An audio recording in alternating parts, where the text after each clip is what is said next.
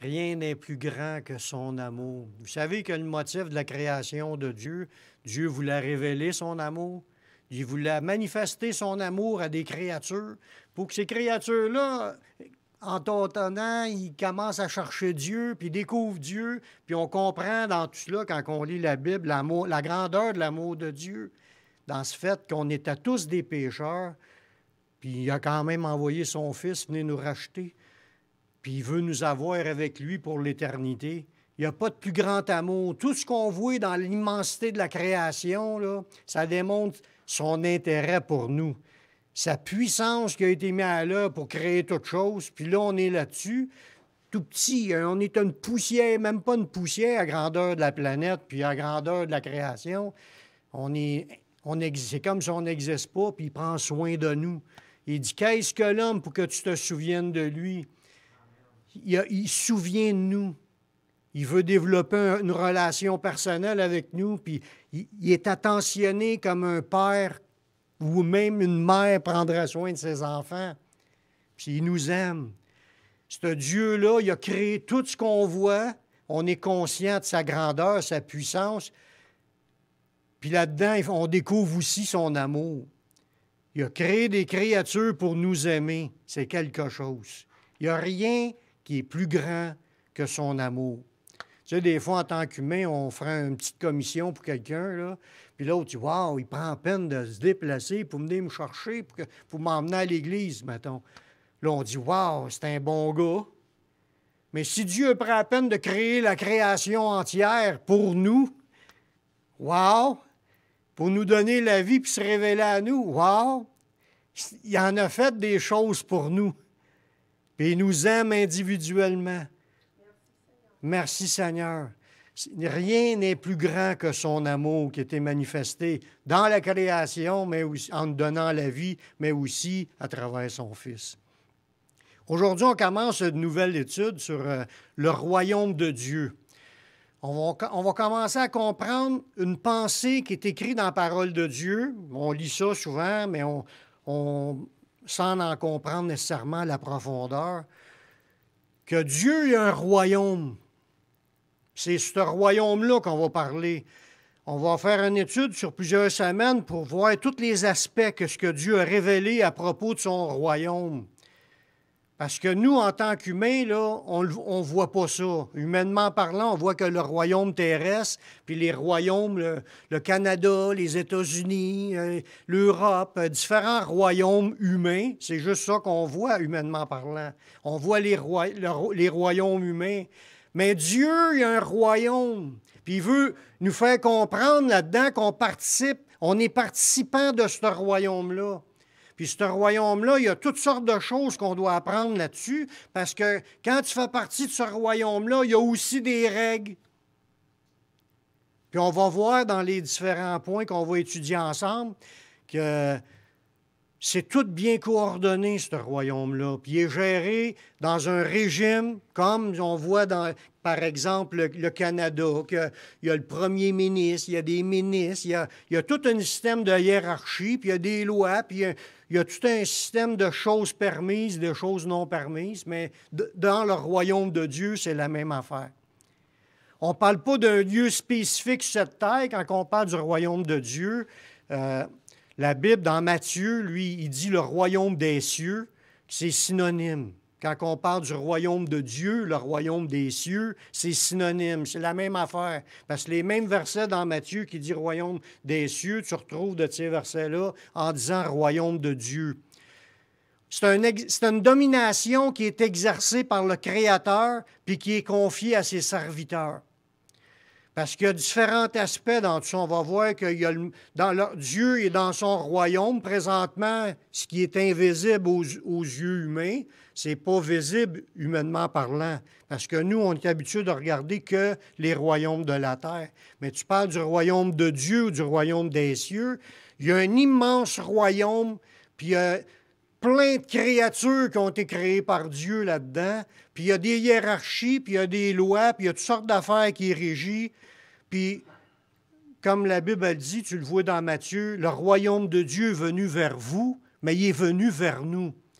On parle de quoi quand on parle du royaume de Dieu? C'est ça on va éplucher. Comme je disais tantôt, le royaume de Dieu est pour le moment invisible pour ceux de cette terre, mais bien visible pour les habitants du ciel. Eux autres, ils étaient là bien avant nous autres. Parce que la rébellion a commencé avant la rébellion dans ce royaume-là, a commencé avant la création terrestre. Il était déjà rebelle, Satan, quand il était rendu ici. Fait que, il s'est passé des choses en haut, puis il se passe des choses sur cette terre qui viennent du royaume de Dieu. C'est ça on va apprendre. Puis un jour, bien, ce royaume-là, il va être visible par tous. Puis toutes les nations de la terre vont y affluer pour aller rendre la gloire à celui qui règne dans ce royaume-là pour l'éternité. Le règne de ce royaume-là est théocratique. Ici, on parle de différents types de royaumes. Là. Il y a des royaumes que c'est établi sur un roi qui règne une monarchie, là, puis sur la terre que les hommes règnent. Mais nous, on parle du royaume de Dieu. C'est un royaume qui est théocratique. Quand on parle de théocratique, c'est un gouvernement dont le titulaire de la souveraineté est divin. Celui qui détient le titre comme autorité supérieure, l'autorité suprême, c'est Dieu. Quand on dit théocratique, c'est formé de deux mots, théos puis kratos. Théos veut dire Dieu, puis kratos veut dire pouvoir. Le pouvoir, il est à Dieu dans ce royaume-là. C'est Dieu qui règne sur son royaume. Puis ça, c'est un mot qui n'était pas nécessairement écrit comme textuel dans la Bible. La théocratie, ce n'est pas écrit dans la Bible. C'est un mot qui est inventé par rapport que avant le monde ne comprenait pas ça, de définir qu'il y a un royaume qui règne, mais le royaume est invisible, c'est Dieu. Les humains s'en font des royaumes, mettent des pharaons, mettent des rois, des seigneurs tout, sur le royaume, mais Dieu, lui, c'est lui qui règne dans son royaume à lui. Ça ne peut pas être un autre que Dieu, puis vous allez voir pourquoi tantôt. Le terme théocratie, c'est inventé par Flavius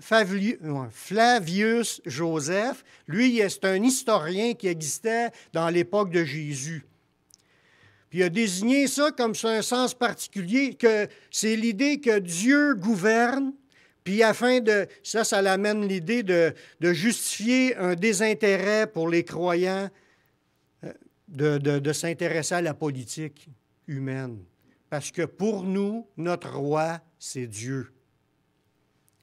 Sauf qu'on fait partie de ce règne-là ici aussi, les règnes terrestres. Puis c'est pour ça que ce roi-là établit des lois dans son royaume à lui, pour indiquer à ses serviteurs de quand même de soumettre aux lois qui sont établies sous les autorités présentes locales.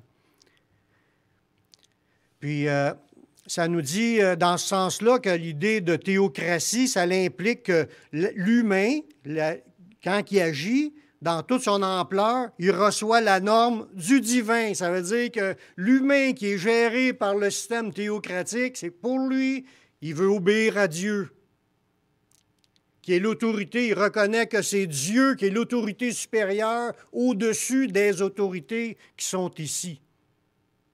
Mais, comme je disais tantôt, il y a des règles de Dieu pendant le temps qu'on est ici. On reçoit notre norme de vie là, du divin. On ne suit pas les morales humaines, on ne suit pas les choses, même s'il y a des choses qui sont permises par les humains.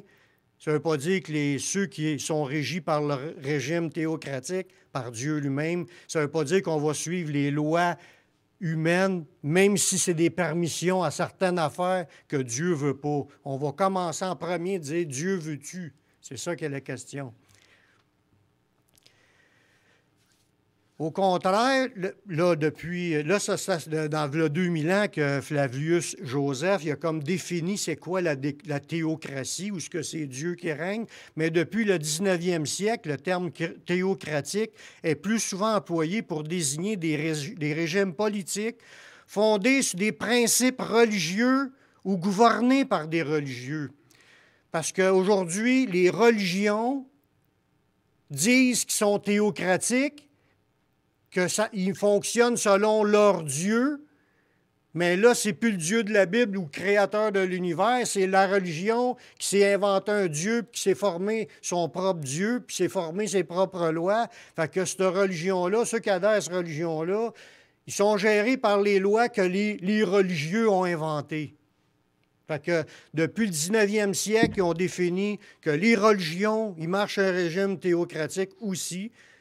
Puis, c'est comme s'ils disent qu'ils suivent leur Dieu. Fait que chaque religion a son Dieu et ses lois. Ce qui fait la différence entre nous, ce n'est pas nos lois qu'on a décidées, qu'on a gérées, c'est les lois de Dieu qui ont été révélées par Dieu lui-même, par le Saint-Esprit, aux prophètes, par Jésus, puis par les apôtres. On suit les lois de Dieu. Puis on ne change pas. En théorie, là, quelqu'un qui dit qu'il veut suivre Dieu ne change pas ce qui est écrit là. Parce que ce qui est écrit là, c'est la révélation de Dieu. Là-dedans, tu as les pensées de Dieu, le vouloir de Dieu. C'est ce qu'il veut, ce qu'il ne veut pas. C'est dans le Nouveau Testament, dans l'alliance qu'on a faite avec lui. C'est ça qu'on suit sans les changer. Ce n'est pas notre religion. Comme dit la religion évangélique, n'a pas le droit de modifier cela. Pas plus qu'on accepte les autres religions, modifie les choses pour se dire que ça vient de Dieu.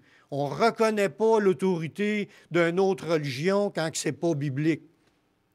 Si une religion dit il faut aimer ton prochain comme toi-même, mais c'est sûr qu'on va y croire parce que c'est la même chose que Jésus nous dit. Sauf que nous, c'est ce que Jésus dit. S'il nous demande de prier un mort, c'est sûr qu'on ne fera pas ça. Parce que nous, on ne suit pas les religions du monde, on suit ce que Dieu dit. Comment Dieu voit les choses. C'est lui notre autorité suprême. Le chef de ce royaume-là, le chef du royaume de Dieu, il possède une autorité et une puissance infinie. Je l'ai mentionné tantôt dans le verset, il est appelé le Tout-Puissant. Fait que ça n'a rien à voir avec les gouvernements ou les royaumes humains qui sont gérés par des hommes mortels, des hommes qui sont nés, ils sont comme nous autres, ils mangent, puis ils dorment, puis ils font les mêmes choses que les autres, puis ils se pensent supérieurs, puis un jour, ils vont disparaître. Nous, on est gérés par le Créateur de toutes choses, qui a toute puissance, puis qui est là de toute éternité. C'est lui qui est le chef absolu, puis que ça ne changera pas. Dans Apocalypse, chapitre 1, verset 8, ça nous dit, il se dit de lui-même, « Je suis l'alpha et l'oméga, dit le Seigneur Dieu, celui qui est, qui était et qui vient, le Tout-Puissant. » Fait que le régime qu'on suit présentement, ce n'est pas d'un homme, ni par la volonté d'un homme, c'est selon la volonté du Tout-Puissant, celui qu'on va rencontrer à la fin de notre vie. On va tous comparaître devant le Créateur, celui qui a créé tout ce qui est là. Ça vous donne une idée, juste considérer la grandeur de la planète, puis qu'il a matérialisé ça juste en l'ordonnant, tout s'est matérialisé, puis tout ce qu'il y a dessus, puis comment est-ce que tout est parfait comme système pour créer la vie. Ce Dieu-là, tout-puissant, c'est lui qu'on va rencontrer à la fin. Il sait tout, il voit tout. Ce Dieu suprême-là, il voit tout, puisqu'il est partout. La Bible dit qu'il est omniprésent. Il n'y a pas un endroit que tu peux aller là, qui n'est pas là. Il est sur la planète. Quand je vais être chez nous en train d'y parler, il est là. Puis il y a un autre d'entre vous, chacun d'entre vous, quand vous allez y parler, il est là en même temps, il est toujours partout. Et dans le psaume 139, il dit, « Si je prends les ailes de l'aurore, puis je m'en vais à l'extrémité de la terre, il dit, là aussi, ta droite me saisira, puis elle me conduira. Puis il dit, si je vais dans le séjour des morts, tu vois là. Si je monte aux cieux, il est là. » Il a la capacité d'être partout en même temps, ce Dieu-là. Le Créateur, celui qui est le chef suprême du royaume de Dieu. Ça nous dit aussi qu'il sait tout. Il est omniscient. Tu ne peux pas compter une joke à Dieu, il sait déjà la réponse. Avant même que tu t'aies ouvert la bouche pour la prononcer, il sait déjà tout ce que tu étais pour dire. Il peut l'arrêter pareil, mais Dieu sait tout. Il n'y a pas rien sur nous qu'il ne sait pas, autant qu'il voit en profondeur jusqu'aux infimes atomes qui nous forment, puis toutes nos maladies, toutes nos souffrances, toutes nos malformations, tout ce qu'on a dans nous, notre vieillissement, tout ce qui se dégénère, il sait tout, puis il voit tout sur chacun de nous individuellement. Il sait le nombre de cheveux qu'on a sur la tête. Quand Jésus a dit ça, c'est parce qu'il voulait nous rassurer sur le fait que Dieu sait tout. S'il y en a un qui tombe, il sait qu'il vient de tomber. Mais imaginez l'ensemble de la planète, comment est-ce qu'il y en a qui n'ont perdu des cheveux aujourd'hui? Il pourra vous dire le chiffre. Juste pour dire qu'il sait tout. Il sait le nombre total de molécules ou de particules ou d'atomes qu'il y a dans toute sa création. Il sait tout. Il n'y a rien qu'on peut cacher à Dieu. C'est ce Dieu-là qui est le chef suprême du royaume de Dieu. Il peut tout. Quand on dit dans la parole, dans le Nouveau Testament, rien n'est impossible à Dieu. La limite qu'on a là, de s'imaginer de ce que Dieu pourra faire, c'est à cause de la faiblesse de notre imagination. On ne s'imagine pas qu'il pourra faire cela. Il peut tout. Il y a juste une chose qu'il ne peut pas faire. Il ne peut pas faire du mal, mais il y en a deux choses. Il peut... Hein? Oui, il nous reste libre aussi parce que c'est un choix, mais il aurait pu le faire qu'on soit tous des robots, mais il voulait des gens qui marchent par amour. Puis il ne trouvera jamais de quelqu'un plus grand que lui. Le reste, là, il n'y a rien qui est impossible à Dieu. Puis il dit, il peut faire infiniment au-delà de tout ce que nous demandons ou pensons. Il n'y a pas de limite. C'est nous qui s'en font des limites à cause de notre faiblesse de foi. Fait que ce Dieu-là, il est appelé le Tout-Puissant. Ça veut dire que la puissance de tout faire, c'est lui qui est le chef suprême du royaume de Dieu. C'est son royaume à lui. En plus de ça, il a toujours existé, il existe, puis il existera pour toujours. Il est éternel. Il n'y a pas de commencement de jour, puis il n'y a pas de fin de jour non plus. Il est. C'est le même qui s'est présenté à Moïse à la montagne. Je suis celui qui suis. Je suis là, that's it. Il n'y a pas rien à chercher ailleurs.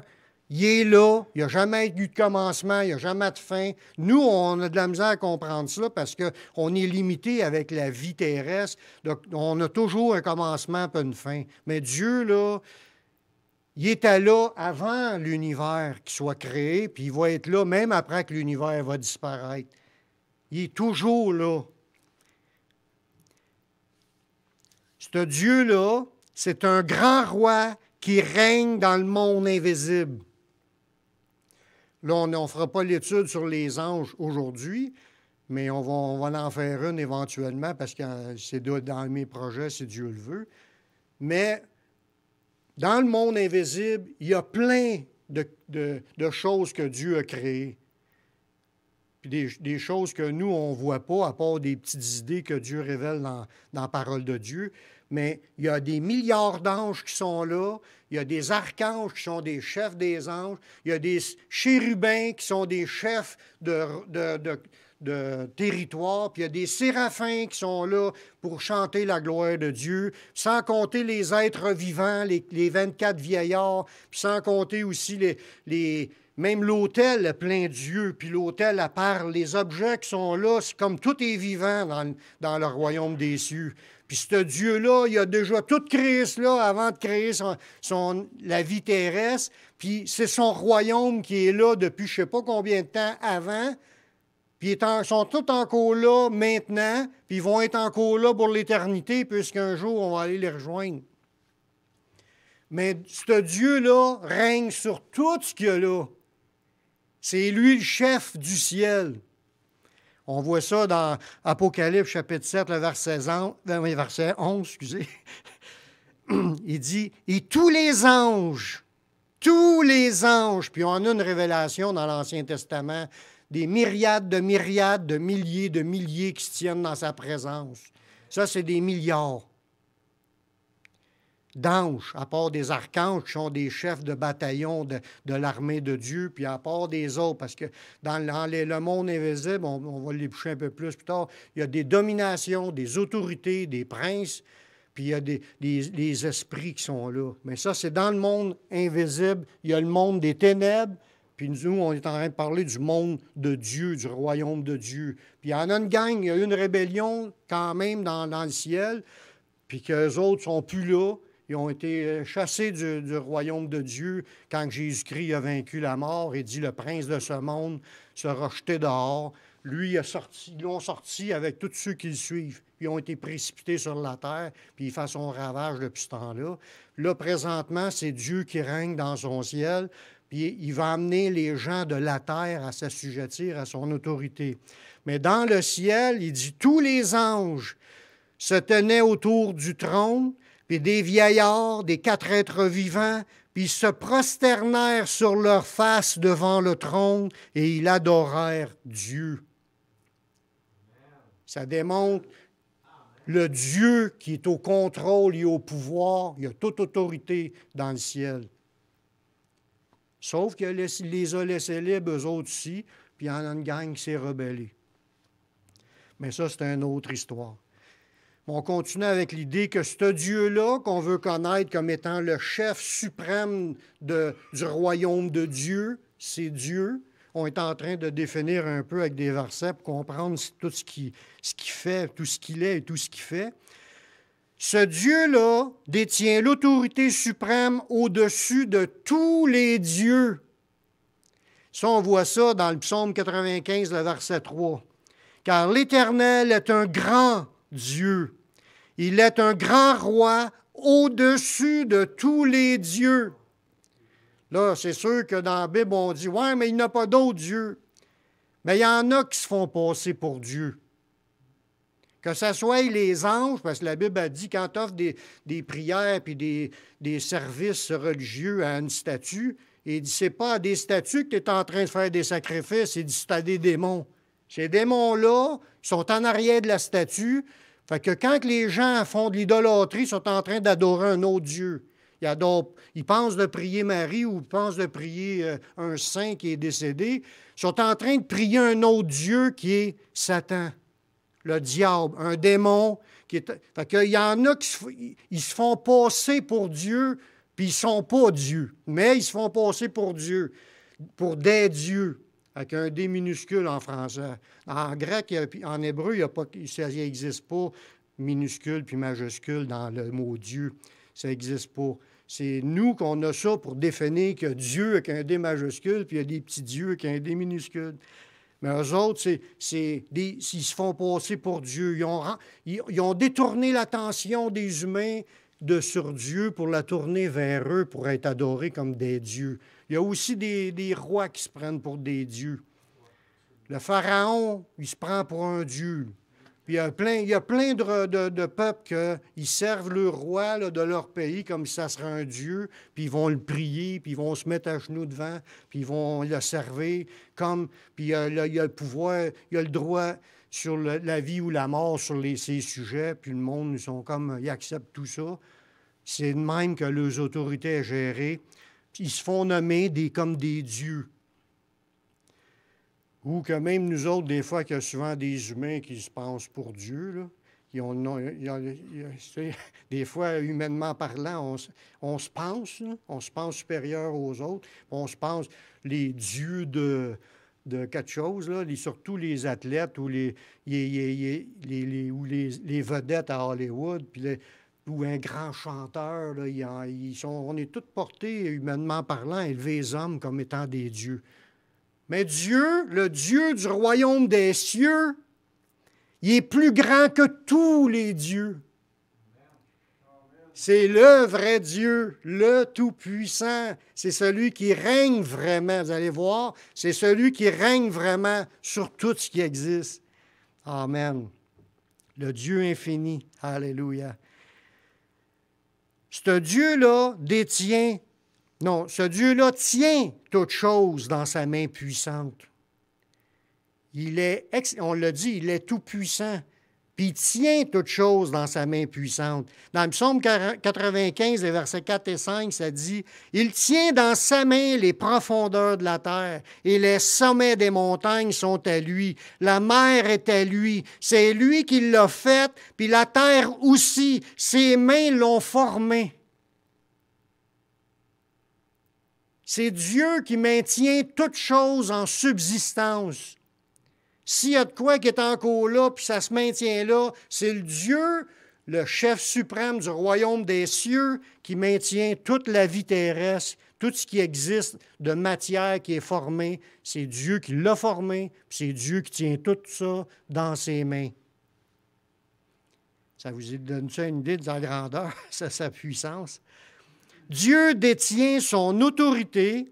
Parce que là, il y en a qui peuvent revendiquer « Ah, tu n'es pas le boss, toi, là. » Ils vont essayer de dire que Dieu n'est pas le boss. Ils ne veulent pas fléchir le genou devant lui. Nous, on l'a reconnu comme étant Dieu. On fléchit le genou devant le Créateur. Puis on l'aime en plus. Puis on reconnaît ses œuvres. Puis on reconnaît sa grandeur. Puis on le loue, puis on l'élève à cause de ce qu'il est. Puis c'est lui qu'on veut servir, qu'on aime, qu'on veut servir. Mais Dieu détient son autorité parce qu'il est le créateur de tout. Cela fait de lui le propriétaire de tout. De tout, quand on dit de tout, il est propriétaire de tout. Moi, j'ai acheté une maison à Beauharnois. Il est le propriétaire du terrain. Je l'ai acheté au point de vue humain, mais Dieu, c'était à lui d'avance, ça. C'est lui qui l'a créé, ce terrain-là. Puis l'arbre qui pousse, c'est à lui. Puis tout ce qui existe, le gazon, c'est à lui. Moi, je fais juste comme avoir le droit pendant X temps de pouvoir utiliser ce qui est là. Je vais mourir, puis j'aurai plus rien de ce qu'il y a là. Mais tout le monde, c'est de même. La chaise que vous avez là, on a peut-être payé à l'Église où on l'a eu gratis. C'est vrai, on a eu un deal, le Seigneur nous a pourvu ce on l'a eu gratis. Mais elle appartient au Seigneur. Tout appartient au Seigneur. Même nos biens, puis même nos vies, on appartenait au Seigneur avant qu'on lui donne vraiment notre vie. Parce que c'est lui qui nous a créés. Il est le propriétaire parce qu'il est le créateur. Il n'y a personne qui peut dire « j'ai créé quelque chose ». En fin de compte, tu as juste utilisé ce qui était là, puis tu as joué avec. Tu as fait de quoi avec. C'est pas à toi. Puis tu as pris ce qui était à Dieu pour faire, puis lui-même, en plus, il te donne des idées pour faire de quoi avec. Fait que s'il y a de quoi qui se fait à quelque part, c'est parce que c'est Dieu qui t'a aidé, puis Dieu t'a emmené là. C'est sûr que Dieu n'a pas fait le mal comme cela. Aujourd'hui, on se sert de tout ce qui est là. Il y en a qui s'en servent pour faire du mal, mais ce n'est pas dans le plan de Dieu. Mais Dieu voulait qu'on soit bien. C'est ça qui est à la nature de Dieu. Il nous aime. Moi, je suis à une boîte de bébelles, là, puis avec toutes mettons, des poupées Barbie, puis des Ken, puis toutes sortes des affaires, puis je décide, mettons, quand j'étais jeune, je décidais de jouer avec ça. J'étais comme celui qui était jouer avec mes bébelles, puis je fais ce que je veux avec mes bébelles. Dieu, c'est la même affaire. Il nous a créés comme cela pour qu'on lui appartienne, pour qu'il puisse faire ce qu'il veut avec nous.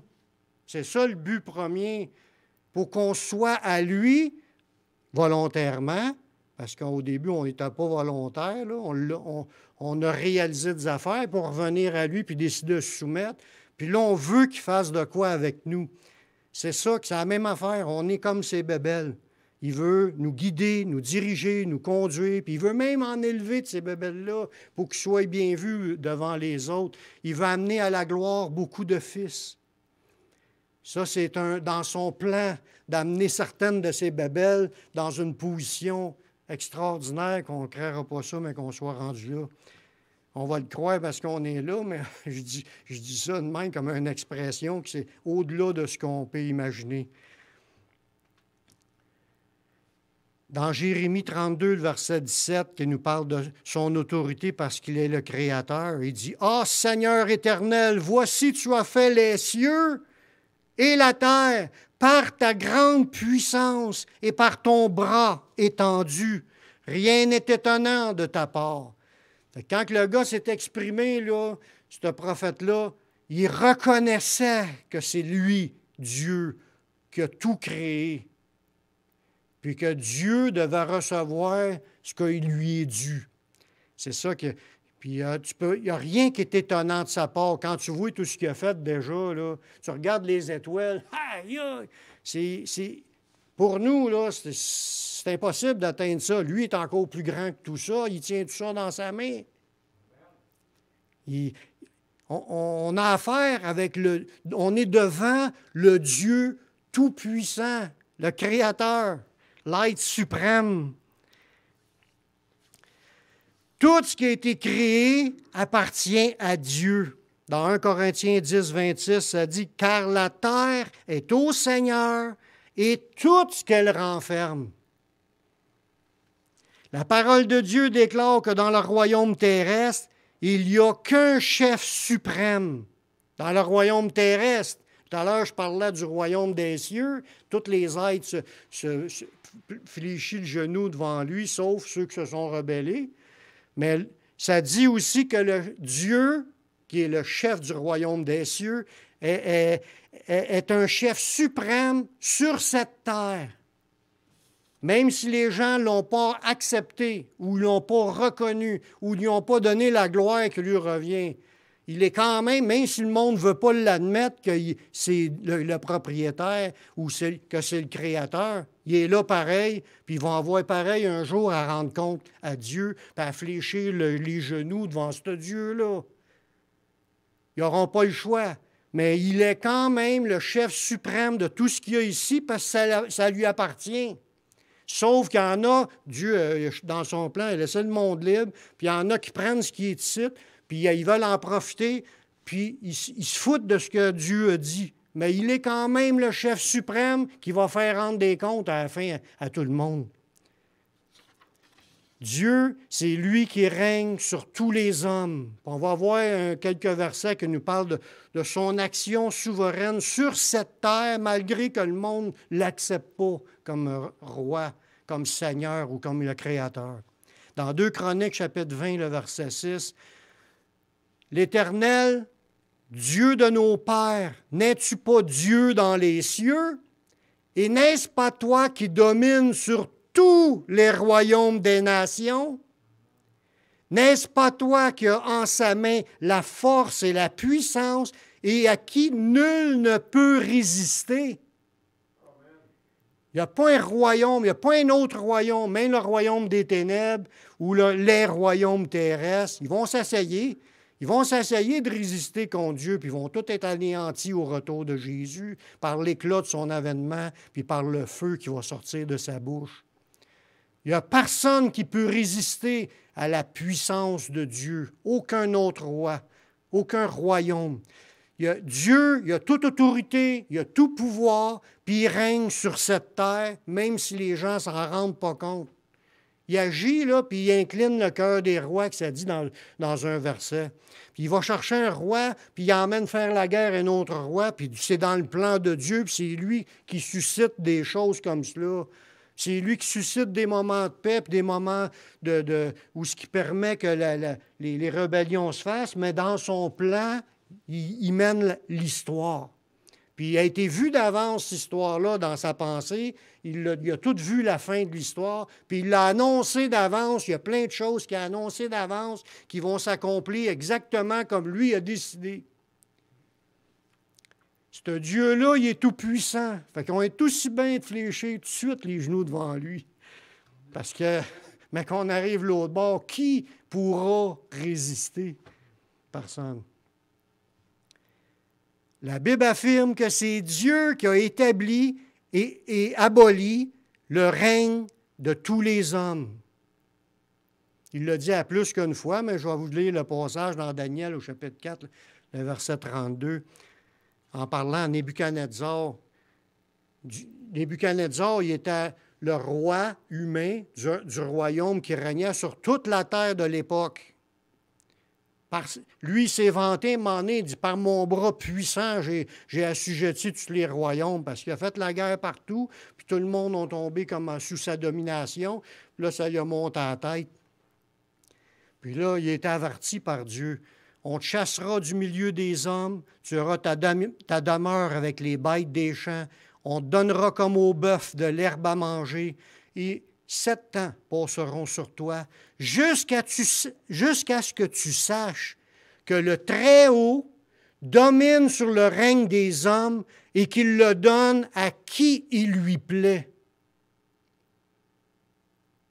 Dieu donne la domination ou le fait d'être au pouvoir, Dieu le donne à qui il lui plaît. C'est lui qui élève, c'est lui qui a amené Nebuchadnezzar à être élevé, puis c'est lui qui l'a rabaissé aussi. Parce qu'il a dit, pendant 7 ans, tu vas manger de l'arbre, puis tu vas perdre la raison, jusqu'à temps que tu reviennes à la raison, puis tu dis, c'est Dieu qui décide, puis c'est lui qui élève, c'est lui qui rabaisse. La même chose que Pilate, Jésus, quand il a dit à Pilate, il dit, tu n'auras sur moi aucun pouvoir s'il ne t'avait été donné d'en haut. Si un humain rentre au pouvoir quelque part, c'est parce que c'est Dieu qui l'a placé là, chrétien ou pas. Puis à la fin, il va faire rendre compte à chacun de la manière qu'il a administré ses affaires. Si Dieu a placé un premier ministre ou un président ou un pharaon quelque part, c'est lui qui a décidé de le mettre là. Puis c'est lui qui peut décider de l'enlever de là puis d'en remettre un autre. Puis c'est lui qui manipule les grandes lignes de la vie. Il règne sur la terre. Sa puissance est infinie. Il n'y a rien qui lui est impossible. S'il veut, demain matin, il met à cœur à Trudeau de me verser un chèque d'1 million de dollars. S'il veut, demain matin, Trudeau va me signer un chèque, va me donner 1 million de dollars. C'est pour ça que je dis ça, que Dieu, il n'y a rien qui est impossible à Dieu. C'est lui qui mène, puis c'est lui qu'on sert. Gloire à Dieu. Un autre passage, pour parler un peu dans la même idée encore. Non, ça c'est. Je change d'idée. Là, on arrive sur le côté. Ouais, mais Dieu, il a établi les humains sur la terre. Parce que, tu vois, dans Genèse, chapitre 1, verset 28, que Dieu a béni Adam et Ève, puis il leur dit, soyez féconds, multipliez, remplissez la terre et l'assujettissez et dominez sur les poissons, puis sur les oiseaux et sur tout animal. Les humains avaient reçu une autorité comme s'ils pouvaient faire ce qu'ils voulaient avec tout ce que Dieu a créé. C'est vrai. Les humains ont cette autorité-là, au-dessus de tout ce qui a été établi sur cette terre. Puis ça fait partie du plan de Dieu de donner son autorité, aux personnes, aux gens, pour que les gens administrent les choses que Dieu a mises à leur disposition. Mais ce qu'il ne faut pas oublier, c'est que tous les hommes appartiennent à Dieu parce que Dieu en est le créateur. Fait que Dieu peut agir comme qu'il veut à travers d'une personne, même si la personne a atteint une certaine autorité. Même si Dieu l'avait placé en autorité sur certaines choses de cette vie, Dieu a encore le pouvoir de mettre des idées dans sa tête puis de pouvoir changer l'orientation de ces personnes-là pour les amener à faire ce que Dieu a préparé. Dieu y mène parce qu'il est le propriétaire, même si la personne n'est pas son disciple, même si la personne n'a pas fléchi le genou devant Dieu, Dieu a encore le contrôle, s'il veut, sur n'importe qui. Il n'y a rien qui est impossible à Dieu. Dans 1 Corinthiens 3, 21, 24, ça nous dit que personne donc ne mette sa gloire dans les hommes.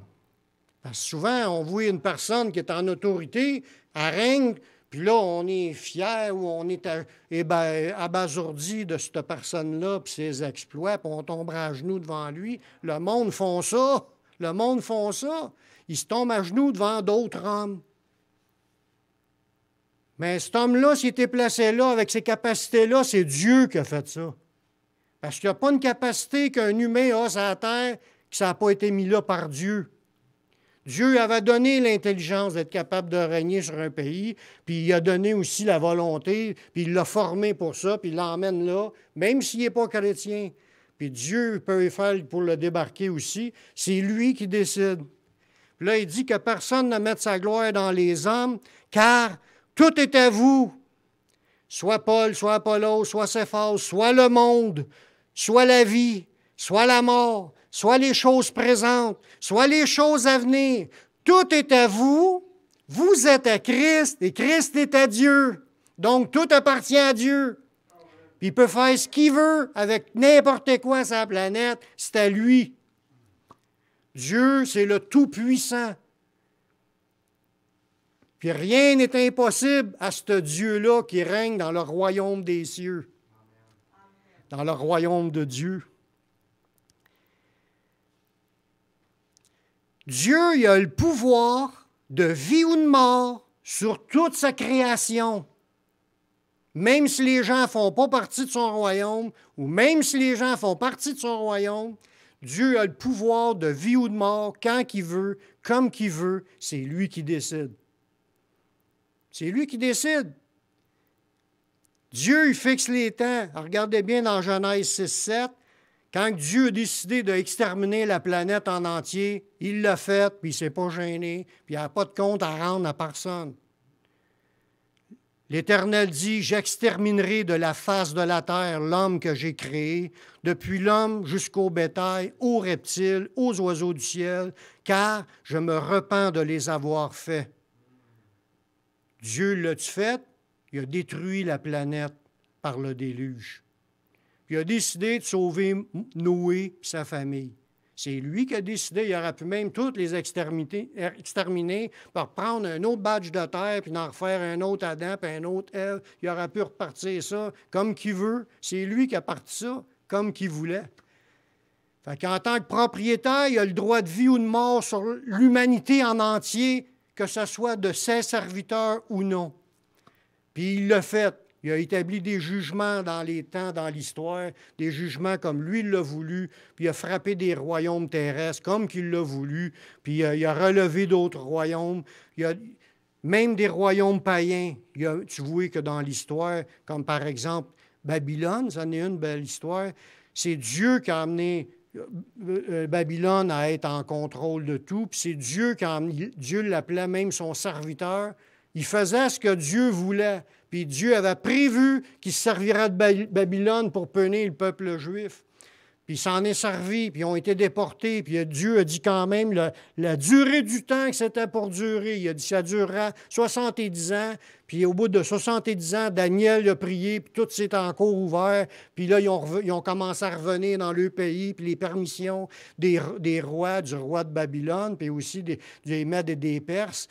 Parce que c'est les Mèdes et des Perses qui avaient renversé Babylone, puis c'est le roi Cyrus, roi de Perse, a redonné des droits aux Juifs de rebâtir la muraille de Jérusalem, puis de rebâtir la ville. Il a même fourni ce que ça prenait pour le bâtir. Il y a du monde qui s'est opposé, ils ont eu des protections. Ça a eu beaucoup de combats pour la reconstruction, mais finalement, la ville a été reconstruite.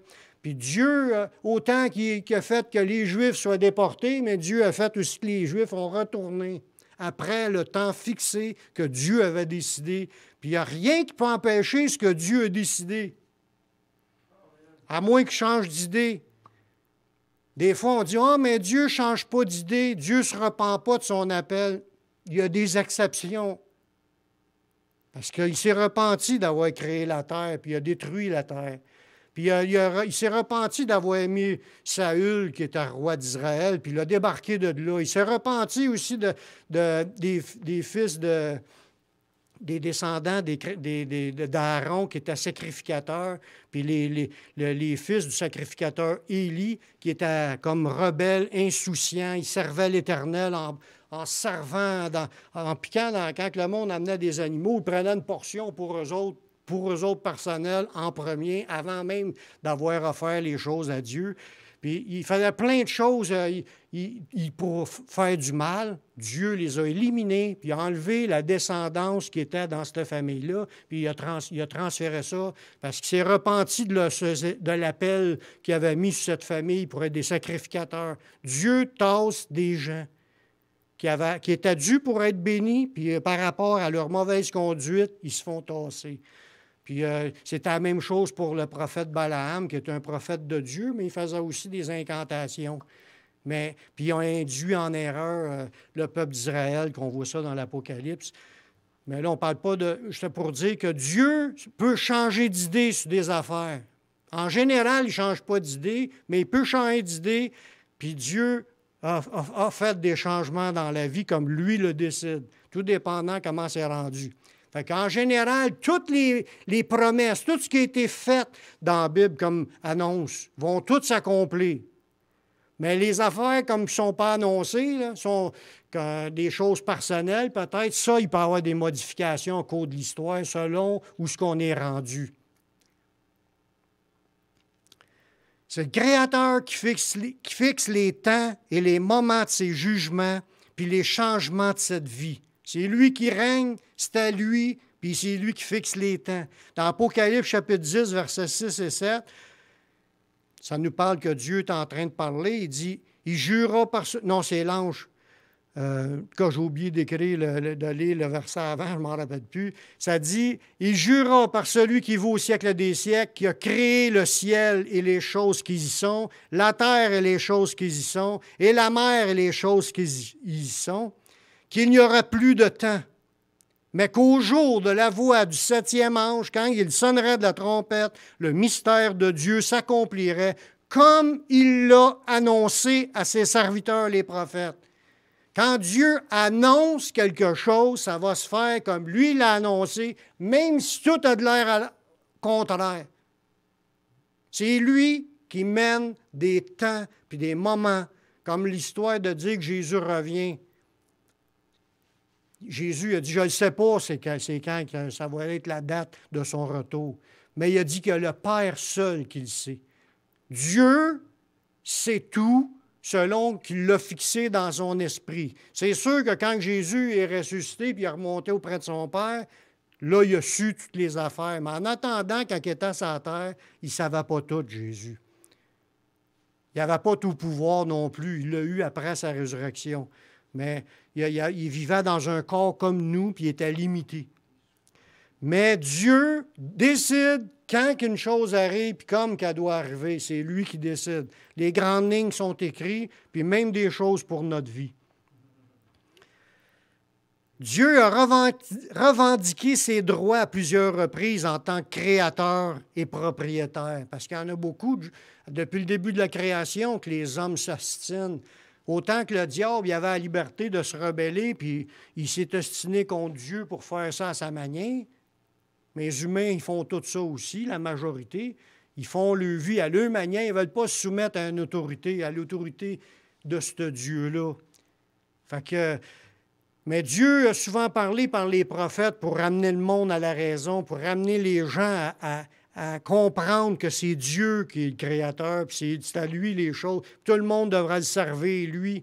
Dans Isaïe 42, verset 5, ça dit « Ainsi parle Dieu l'Éternel, qui a créé les cieux et qui les a déployés, qui a étendu la terre et ses productions, qui a donné la respiration à ceux qui la peuplent et le souffle à ceux qui y marchent. » Puis dans Isaïe 45, 12, il dit « C'est moi qui ai fait la terre et qui sur elle ai créé l'homme. C'est moi, ce sont mes mains qui ont déployé les cieux et c'est moi qui ai disposé toute leur armée. » Fait que Dieu, à plusieurs reprises, a envoyé ses prophètes pour ramener le monde à dire « Réalisez, là, c'est Dieu qui a tout créé. Il veut que tout le monde le sache. » Que c'est lui le Créateur, c'est lui qu'on va rencontrer à la fin de notre vie, devant lequel on va passer et qu'on va avoir à rendre compte. C'est lui qui a tout créé. Il voulait ramener le monde à le suivre, à le servir, à rentrer dans son royaume, parce que le royaume, le royaume des cieux ou le royaume de Dieu existait avant, puis les humains ont une invitation à y entrer. Tu ne viens pas au monde dans le royaume. Tu rentres et un moment donné.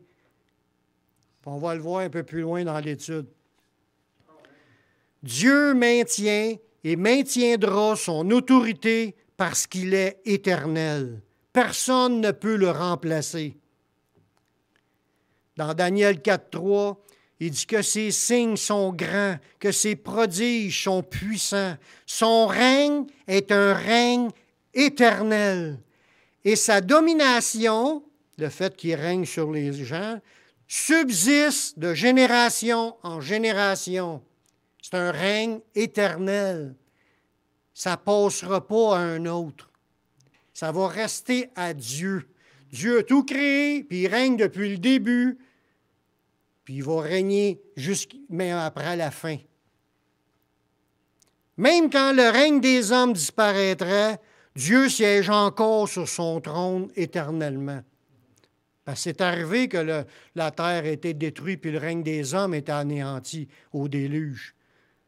Puis ça va revenir encore que le règne des hommes présents va être fini. Ça va être Jésus, ça va être Dieu qui va régner sur cette terre. Dans le psaume 29, le verset 10, « L'Éternel était sur son trône lors du déluge. L'Éternel, sur son trône, règne éternellement. » Même s'il y aurait le déluge sur la terre, il règne éternellement. Il n'y aura plus de monde sur la planète n'existera plus, mais il va créer un nouveau ciel et une nouvelle terre, puis il va régner encore éternellement. Le Dieu du royaume de Dieu, le royaume des cieux, est éternel. Le diable, il a essayé, lui, de prendre la place de Dieu. Il a essayé de monter, même des humains, qu'on voit dans Isaïe 14, que c'est un homme, mais il disait qu'il voulait monter son royaume jusqu'à la hauteur de Dieu, puis même au-dessus de la montagne de Dieu. Personne ne peut égaler Dieu, puis personne ne peut le remplacer. Ils sont précipités. Lui était précipité dans le séjour des morts, puis Satan, lui, va être précipité dans l'étang ardent de feu et de soufre. Il a pensé pouvoir atteindre Dieu, puis prendre la place de Dieu. Il va tout perdre. Il va tout perdre. Même sa liberté d'être dans la présence de Dieu. Puis je finis avec un dernier verset. Ce roi mérite la gloire et l'honneur pour l'éternité. Dans 1 Timothée 1,17, ça dit « Au roi des siècles, immortel, invisible, seul Dieu, soit honneur et gloire au siècle des siècles. Amen. » Et tout le peuple dit « Amen ». C'est ce Dieu-là qu'on veut servir. Le Dieu qui s'est révélé dans Abraham, Isaac, Jacob. Il s'est révélé, on va voir ça dans la suite, comment il s'est révélé. Mais c'est Dieu-là qu'on sert, qu'on prie. Chaque fois qu'on prie, c'est à lui qu'on s'adresse. Il a tout pouvoir. Il n'y a rien qui lui est impossible. Il peut incliner le cœur des rois en notre faveur. Servons-le, aimons-le, marchons avec lui, puis un jour, il va venir nous chercher. Amen? Amen. On va prier. Seigneur, je te remercie pour ta parole qui est merveilleuse, qui nous révèle qui tu es et tout ce que tu fais. Seigneur, notre pensée est très limitée pour comprendre tout ce que tu as fait, mais on reconnaît que tu es Dieu, tu es notre Dieu. C'est toi qu'on veut servir. Tu t'es révélé à travers Jésus, puis on veut te rendre la gloire qui te revient. On veut te dire merci pour tout. On veut te servir, marcher dans tes voies, faire ta volonté. Continue à te révéler à chacun de nous, Seigneur, qu'on puisse te connaître davantage, approfondir qui tu es, puis qu'on puisse toujours être en admiration puis être en amour avec toi, Seigneur. Merci pour tout. On veut te rendre la gloire qui te revient dans le nom de ton Fils Jésus-Christ. Amen.